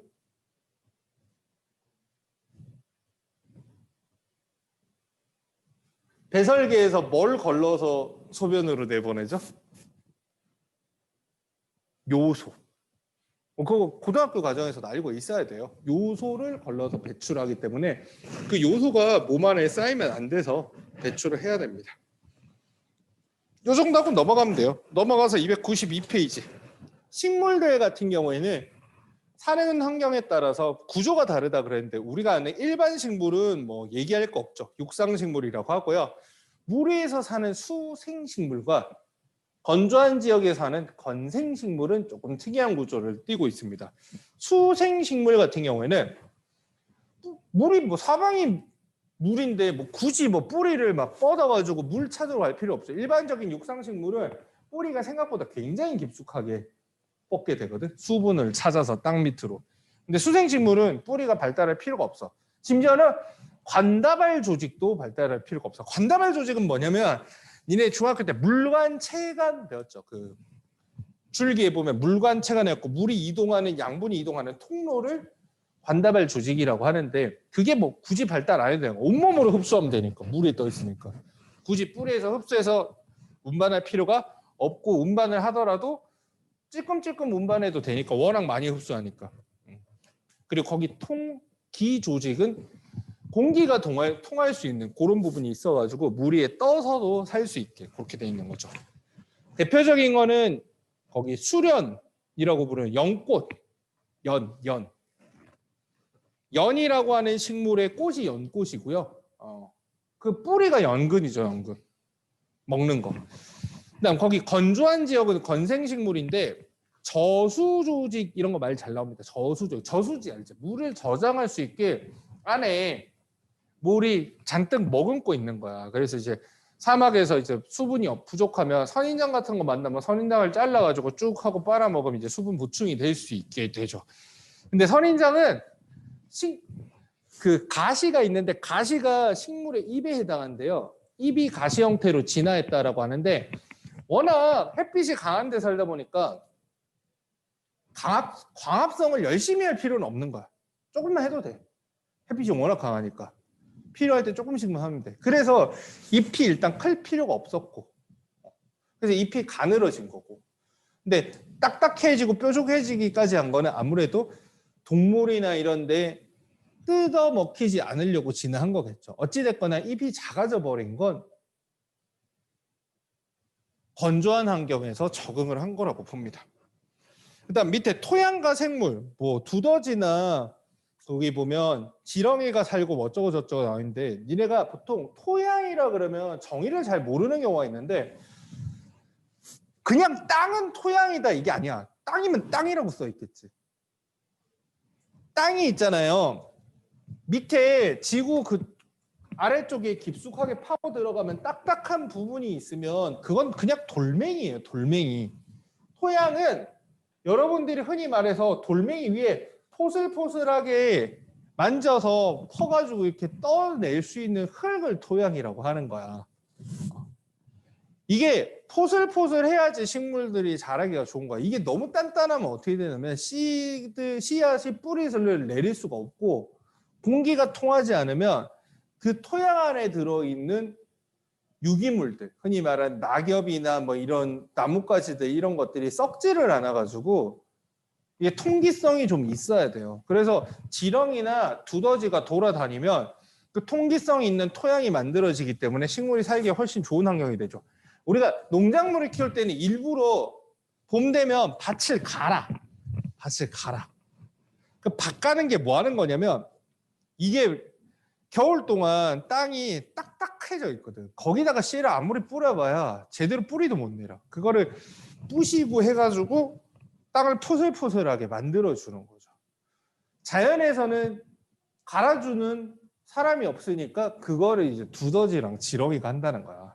걔네들이 막 돌아다니면 땅이 포슬포슬해져요. 그 정도는 알고 있는 게 좋고요. 거기 보면 호기성 세균 또는 호기성 미생물, 혐기성 세균, 혐기성 미생물 이런 말이 나오는데 두고두고 쓰는 말이니까 알아둡시다 이번 기회에. 호기는 기를 좋아한다는 거야. 요새 막 크코 뭐 이런 말 쓰잖아. 불호 막 이런 말 쓰잖아. 호는 좋아한단 말입니다. 기체를 좋아해요. 혐기성은 김진엽 극혐. 싫다는 거지. 싫어한다는 뜻이야. 혐오한다 할 때 혐자가 되는 거죠. 공기를 싫어합니다 라는 거야. 그럼 뭐냐면 여기서 공기, 즉 여기서 말하는 기체는 산소예요. 산소를 좋아하는 미생물이 있고 산소를 안 좋아하는 미생물이 있어요. 산소를 좋아하는 미생물들은 산소가 많은 환경에서 잘 자라고 산소를 안 좋아하는 미생물들은 산소가 없거나 부족한 환경을 더 좋아하죠. 땅을 기준으로 했을 때 깊숙이 들어가면 혐기성 미생물들이 생존하기 더 좋고 공기들이 잘 닿지 않으니까 위쪽에는 호기성 세균들, 미생물들이 살기가 좋다라는 말 정도는 알아두세요. 혐기성이라고 해서 나쁜 거 아니야. 니네가 알고 있는 유산균도 혐기성 세균입니다. 혐기성 세균. 유산균은 산소에 많이 노출되면 잘 자라질 못하고요. 산소가 없는 환경일수록 활동을 잘해. 그래서 김치 같은 거 발효할 때도 김치도 유산균이 발효시키는데 뚜껑을 꽉 닫아 놓는 이유가 뚜껑을 꽉 닫아 놓고 김치를 꽉 눌러 놓는 이유가 그 안에 산소가 많이 들어가지 않아서 유산균들이 활동하기 좋으라고 그렇게 하는 거야. 김치 뚜껑 열어 놓으면 유산균들 활동 하나도 못 해갖고 김치 맛이 구리구리해집니다. 자, 그리고 공기와 생물. 거기는 다른 거는 당연히 읽어는 봐야겠지만 자주 나오는 건 고산지대에 가면 산소가 적고 이제 공기가 희박하기 때문에 고산지대에 사는 사람들은 피 속에 적혈구가 많다라는 거. 그 정도는 알고 있는 게 좋죠. 그거 자체가 얘가 공기가 생물에 영향을 준 거라 이거야. 그냥 얘만 나와 있으면 그런가 보다. 그렇구나. 이렇게 하는데 고산지대에 사는 사람이 적혈구가 많아지는 것, 공기가 생물에 영향을 준 거다라는 것 정도는 알고 있어야 돼요. 5가지 자연 요인이, 비생물적 요인이 생물에 어떻게 영향을 주는지는 알고 있는 게 좋습니다. 자, 그 다음에 298페이지, 299. 그 밑에 안 한 거는 그냥 읽어보세요. 별로 어려운 거 없습니다. 298페이지에서 300페이지까지 내용이 있는데 여기는 어렵지는 않아요. 엄청 간단해. 한번 읽어볼래? 298페이지에서 300페이지까지 한번 쭉. 포인트는 내가 짚어줄 테니까 한 3분, 5분 정도면 읽어볼 것 같은데.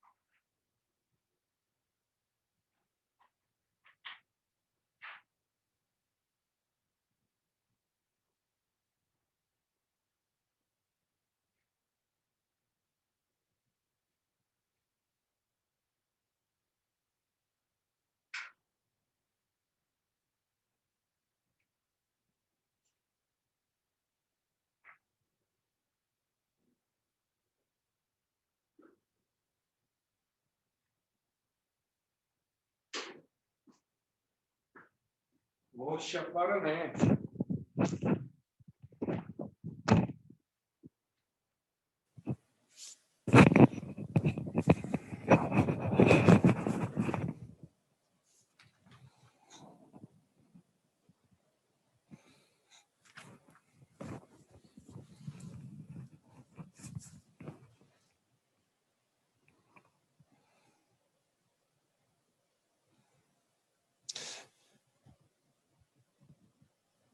자, 같이 한번 봅시다. 많이 어렵지 않으니까.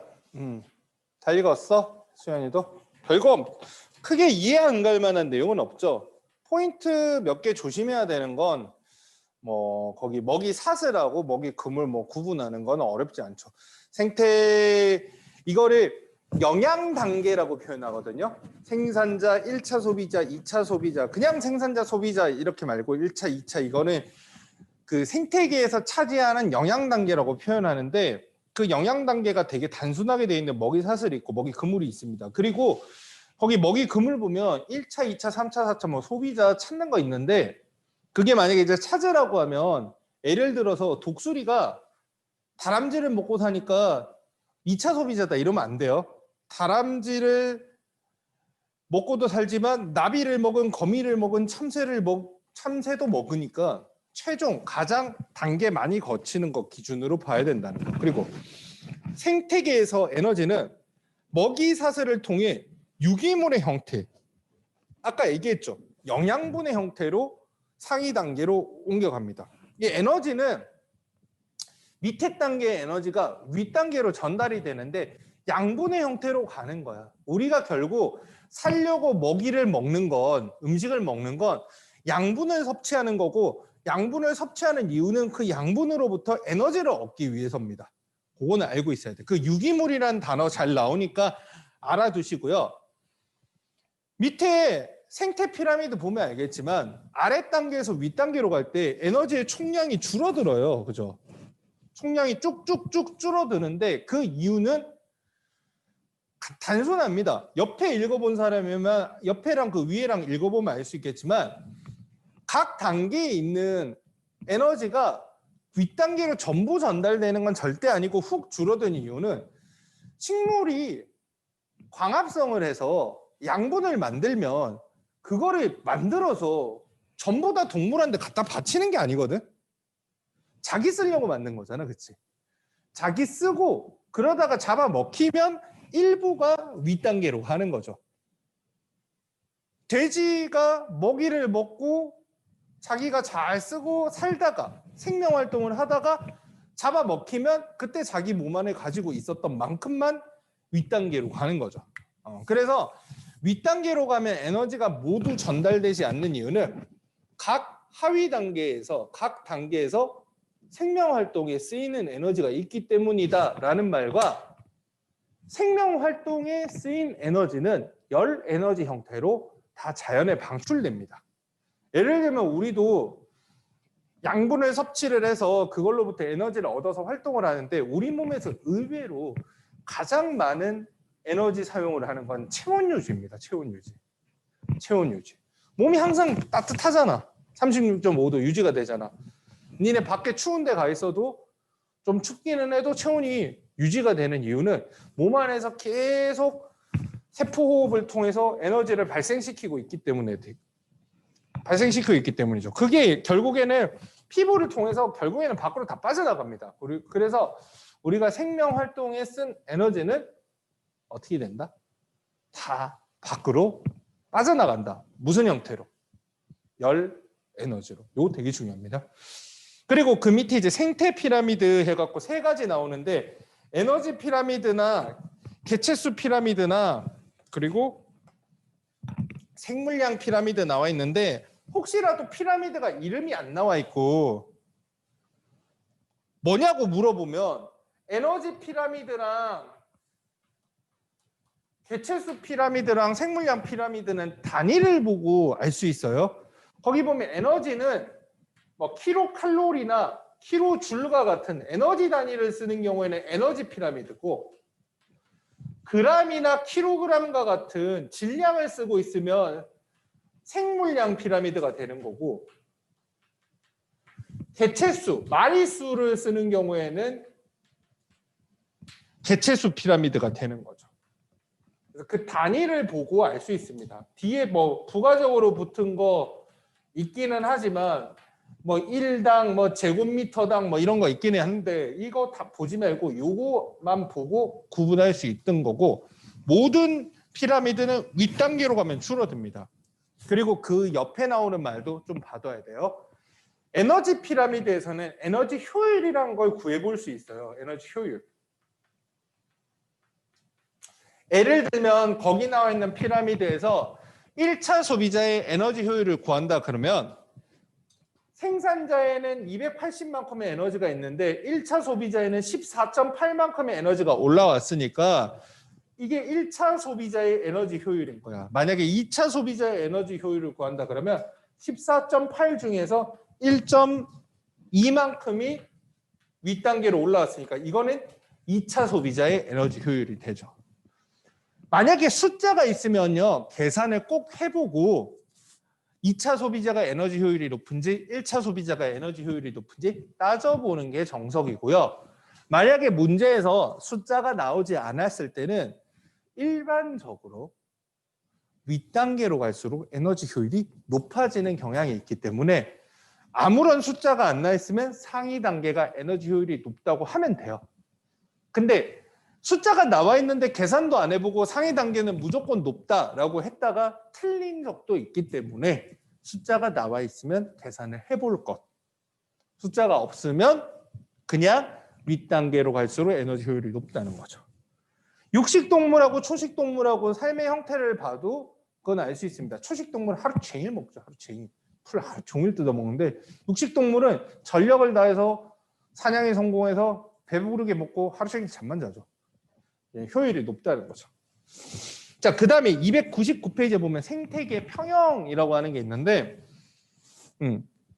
풀이 메뚜기가 풀을 뜯어먹고 개구리가 메뚜기를 잡아먹고 뱀이 개구리를 잡아먹지만 큰 틀에서 봤을 때 개체수 변화가 거의 없는 경우를 평형을 이룬다고 합니다.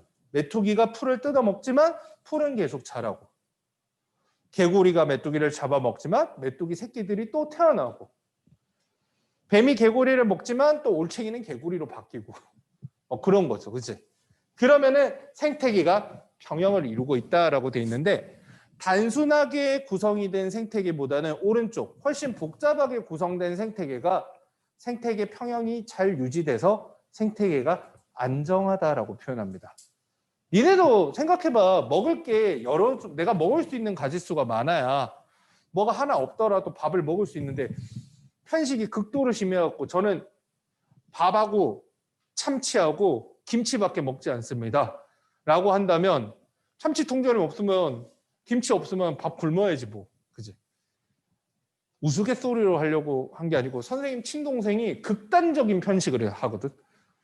지금은 다 어른이 돼서 안 그러는데 어렸을 때 진짜 편식이 심해서 그 세 개밖에 안 먹었었죠. 밥, 김치, 참치. 우리 엄마가 고쳐보려고 별의별 수를 다 썼는데 잘 안 고쳐지더라고. 자기가 참치 통조림 없으면 밥상에 있는 김치만 먹어. 그놈의 김치도 배추김치가 없으면 안 먹어. 참치도 없고 김치도 없으면 안 먹어. 그냥 안 먹는다고 들어가. 그러니까 우리 아버지가 냅두면 굶어 죽기 직전에 와서 먹을 거라고 내비두라 그랬는데 진짜 굶어 죽으려고 그래도 안 먹어가지고 우리 엄마 포기했는데. 자, 그 밑에 생태계 평형의 유지 원리라고 하는 게 있는데 이건 뭐냐면 어떤 요인에 의해서 생태계의 평형이 깨어지더라도 이게 깨진 채로 계속 있는 게 아니고 다시 새로운 평형을 찾아갑니다라는 얘기야. 당연한 얘기를 한 것 같지만 지금 내가 되게 중요한 말을 했어요. 생태계 평형이 깨어지더라도 시간이 지나면 다시 새로운 평형을 찾아갑니다. 오해하면 안 되는 게 생태계 평형이 유지가 된다는 건 평형이 깨지지 않는다는 뜻이 아니야. 깨질 수 있다는 거고, 그리고 깨지고 나서 시간이 지나면 원상복구가 된다는 게 아니라 시간이 지나면 새롭게 평형 상태를 찾아간다는 거죠. 그래서 마지막 그림에 있는 피라미드랑 처음 있는 피라미드는 똑같지는 않을 수 있어요. 원상복구된다는 아닙니다. 전체적으로 개체수는 조금 변할 수는 있지만 새롭게 평형 상태에 갔다는 거죠. 세부적인 과정은 별거 없어요. 거기 보면 아주 단순하게 구성되어 있는 생태계가 하나 있어. 소비자, 생산자, 1차 소비자, 2차 소비자로 되어 있는데 이렇게 생태계 균형을 이루고 있는데 갑자기 1차 소비자가 늘었어. 어떤 외부적인 요인에 의해서. 그럴 수 있죠. 뭐 예를 들면 1차 소비자가 메뚜기인데 메뚜기 알을 낳으면 메뚜기가 알을 낳는 게 다 부화해서 다 큰 메뚜기로 자라는 게 아닌데 그 해에 뭐 날씨가 너무 따뜻해서 메뚜기 알이 부화하기 좋은 조건이었어. 그러면 이제 뭐 메뚜기가 쫙 부화하는 거지. 그러면 순간적으로 1차 소비자가 늘어나는 거죠. 근데 시간이 지나면 어떻게 되냐면 1차 소비자를 먹고 사는 2차 소비자는 어이구 먹을 거 늘어났습니다 하면서 환경이 좋아지니까 늘어나는 거야. 2차 소비자가 같이 늘어나는 거야. 대신에 어떻게 되냐면 1차 소비자의 먹이가 되는 풀들은 줄어들게 되죠. 이렇게 되게 됩니다. 근데 이렇게 되면 어떻게 돼? 시간이 지나면 1차 소비자를 자기를 잡아먹는 애들은 많고 자기가 먹을 것들은 없어지니까 1차 소비자는 다시 줄어들기 시작을 하죠. 그리고 이런 상태에서 1차 소비자가 다시 줄고 나면 2차 소비자도 먹을 게 없어졌는데 하고 줄어들고 3차 생산자 입장에서 어떻게 돼? 자기를 잡아먹는 애들이 많이 줄었으니까 다시 풀이 늘어나서 이렇게 맞춰지게 되죠. 그래서 그 과정을 부드럽게 이어갈 수만 있다면 충분합니다. 그리고 그 밑에 멸치 실험 나오는데 이게 뭐 하는 건지 몰라가지고 틀린 애들이 가끔 있는데 별거 아니야. 불린 멸치 배를 찢어가지고 현미경으로 보는 건 돋보기나 현미경으로 보는 건 이놈의 멸치가 뭘 먹고 사는지 생태계에서 자기가 차지하는 영양 단계가 몇 차 소비자 정도 되는지를 확인하는 겁니다. 실험을 실제로 해보지는 않지만 이거는 멸치가 생태계에서 영양 단계 지위를 알 수 있다. 이러면 뭐 맞는 말이다. 그 정도만 알면 돼요. 한 장 넘겨서 300페이지. 인간들의 바보 같은 짓에 대해서 얘기하고 있는데 거기 먹이 관계와 생태계 평형 여기 나와 있습니다. 이거 뭐냐면 1905년에 카이바부 고원 어디냐? 전에 찾아봤는데 까먹었다. 사슴을 보호하기 위해서 늑대 사냥을 허용한 이후에 어떤 일들이 벌어졌는지를 보고 있는 겁니다. 거기 보면은 늑대 사냥을 허용해서 그런지 몰라도 여기 뭐가 이렇게 훅 떨어져. 이게 늑대인 거야. 2차 소비자에 해당하는 늑대. 급격하게 줄어들죠. 그랬더니 개체수가 적었던 사슴이 늘어나요. 의도한 대로 늑대 사냥을 했더니 1차 소비자에 해당하는 사슴이 늘어납니다. 그래서 늑대는 개체수가 줄어서 이렇게 가요. 이렇게 늘죠. 근데 아까 전에 배운 대로 의하면 2차 소비자, 1차 소비자 사슴이 늘어나면 늑대는 다시 어떻게 돼요? 자기 먹잇감이 늘어나니까 증가해야 되지. 근데 이게 계속 이렇게 돼 있는 건 뭘까? 이거 계속 늑대를 잡아서 그런 거지. 그러니까 늑대 사냥을 허용을 해놓고 어느 정도 시간이 지나서 늑대 사냥 금지를 다시 하면 됐는데 계속 늑대는 잡으니까 사슴은 자기를 잡아먹을 늑대가 없으니까 계속 늘어나는 거야. 근데 황당하게도 거기 초원 생산량이라고 돼 있는 생산자 풀이 줄기 시작한 거야. 풀이 너무 줄어드니까 사슴 입장에서야 자기 잡아먹을 애들은 없는데 자기 먹잇감이 없어진 거지. 그래서 풀을 한 개까지 뜯어 먹다가 결국에는 사슴도 줄어버리는, 먹이가 없어서. 그래서 셋 다 망했어요가 되지.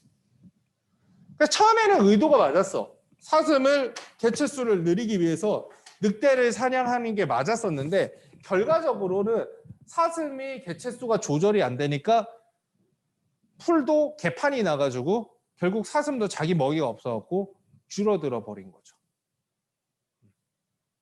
이게 만약에 제대로 원하는 대로 사슴을 적당히 늘리고 싶었으면 늑대의 사냥을 허용하는 것까지는 괜찮은데 적당한 기간 동안 허용을 하고 그 다음엔 다시 금지를 하거나 아니면 사슴이 늘어나도 그거에 맞춰서 먹이를 많이 먹을 수 있도록 초원들이 훨씬 더 많았어야 돼. 근데 그렇지 못했으니까 이런 꼴이 난 거죠. 이런 꼴이 난 거죠. 그래서 이거는 인위적인 생태계 조절은 불가능하고 굉장히 어려운 일이다라는 걸 보여주는 사례로 나옵니다. 그 아래쪽에 환경 변화와 생태계 나오는 거 읽어보면 알 수 있는데 자연재해에 의해서도 생태계의 평형은 순간적으로 깨질 수 있다는 건 알아두세요. 물론 엄청난 천재지변이 일어나면 생태계가 쑥대밭이 될 수도 있겠지만 보통 이제 어느 정도의 자연재해가 일어나면 생태계 평형이 깨졌다가도 복원을 합니다. 근데 인간의 활동이 대부분 다 순간적인 게 아니고 지속적이다 보니까 더 생태계를 개판 만든다 이런 거지. 잘 읽어보면 인간이 제일 문제야. 거기서 보면 뭐 열섬 현상, 옥상 정원 그런 것들은 잘 나오는 키워드니까 봐두세요.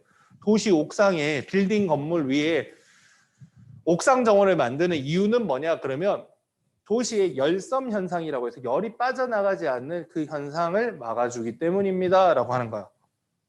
그런 것들은 상식적이면서도 단어는 잘 생각나지 않는 경우가 있으니까 그런 것들은 좀 조심조심 봐주세요. 중간에 갑자기 어머님 찾아오셔서 상담을 너무 길게 해서 미안해. 성적이 많이 떨어져서 고민이래. 다음 시간에 306페이지부터 해갖고 지구학을 쭉 하면은 4단원이 끝나고 그러면 1단원이나 2단원으로 돌아가게 될 건데 306페이지 상당히 내용이 많으니까 다음 시간에 또 빡세게 한번 해보도록 합시다.